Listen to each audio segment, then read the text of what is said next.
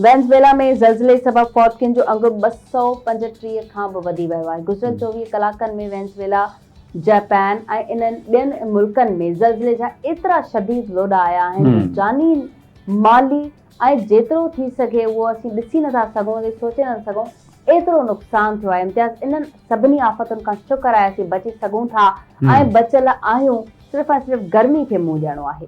बिल्कुलु ईअं आहे सबा, पर आउं सम्झां थो असांखे उन्हनि जे ॾुख में बराबरि शरीक हुजणु घुरिजे ऐं शरीक आहियूं बि, छाकाणि त इंसानियत जिते किथे वसे थी ऐं असीं अशरफुल मख़लूक़ात आहियूं, अलाह पाक जी पैदावार आहियूं। असीं अलाह ताला असांखे बीइंग अ ह्यूमन असांजे दिलि में इहो अहसासु ऐं ॿियनि जे ॾुख खे पंहिंजो ॾुख सम्झण जी हिकिड़ी सघ बि ॾिनी आहे।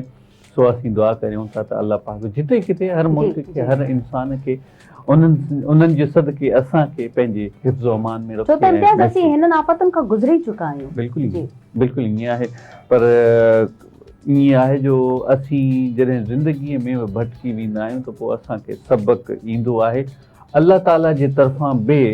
इन ॻाल्हि में का सदाकत ऐं का कंफर्मेशन कोन आहे, पर हिकिड़ो जनरली पाण आइडिया ॾिसूं त असांखे कुझु निशानियूं मिलनि थियूं त बाबा असांजे अमलनि जो जेको आहे इहो हिसाब किताब बि थिए पियो, नतीजो बि मिले पियो। अलाह पाक सभिनी मुल्कनि खे, सभिनी माण्हुनि खे, पूरी इंसानियत खे इन्हनि आफ़तुनि खां बचाए।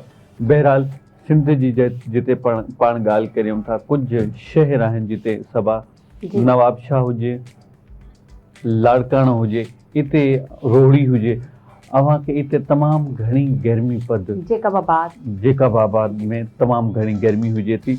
ऐं अव्हांखे ख़बर आहे त इहा जेका आबादी आहे इन्हनि शहरनि में आबादी जो घणाई हिसो ग़रीबनि ते मुश्तमिल आहे। उहे ग़रीब जिन जे घरनि में के ख़ासि एहतमाम कोन हूंदा आहिनि ऐं पखा बि कोन हूंदा आहिनि। सोलर, छाकाणि त लास्ट टाइम तव्हां ॾिठो त सोलर ते टैक्स लॻणु पियो हुयो, पर बची वियो। ऐं ख़ुशख़बरी इहा आई त बाबा हाणे सोलर मां वापराए सघो था, पर अञा उन्हनि जा रेट थोरो आहिस्ता आहिस्ता अचनि पिया। पर सबा अव्हांखे ख़बर आहे असांजी ज़िंदगीअ में मामलात ईंदा आहिनि, पोइ असीं उन्हनि मामलात खे बजाए हल करण जे रुॻो उन्हनि में ई परेशान रहंदा आहियूं। हाणे गर्मी बि अलाह जे तरफ़ां हिकिड़ी माना सम्झो त मौसम आहे न, इन मौसम खे मुंहुं ॾियणो आहे असांखे। सही ॻाल्हि आहे। न हुजे त अन्न कीअं पचंदो, भाॼियूं कीअं ईंदियूं हिन मौसम जो, फ्रूट्स कीअं ईंदा, असीं अंब कीअं खाईंदासीं, अंब कीअं पचंदा। हा बिल्कुलु ईअं आहे।